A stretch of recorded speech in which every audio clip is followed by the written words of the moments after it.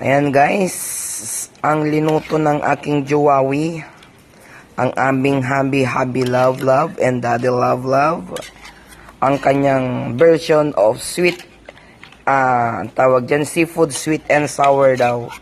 Sweet and sour.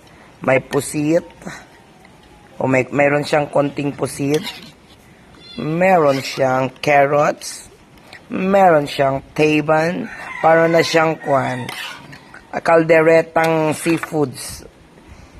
Sabi ko, ginataang crabs ang lutuin niya, pero hindi niya ako pinakinggan. Ito yung binili niya.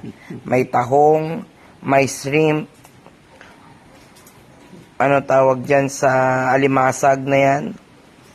Yan ang binili niya, tapos niluto niyang ganyan. Parang kaldereta, meron pa siyang, ano yan, tomato sauce. Di ko alam kung anong magiging lasa nito. Ayan. Ang ulam namin ngayong tanghali, parang nakakasuya ng tignan. Sabi ko yung ginataang crabs ang bilhin niya, kahit man lang yung 200 pesos, sana ayaw niya. Ito yung binili niya. Ayan. Magmumukbang daw. Paano magmumukbang to? Ang daming sabaw. Ayan.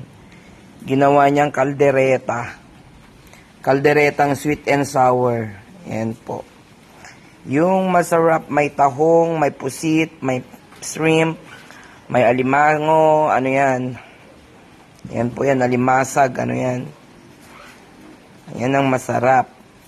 Tikman natin kung masarap mamaya. Ang linuto ng ating happy love, ang ating daddy love. Ito po yung kanyang niluto ngayong tanghali. Ayan po. Let's eat po.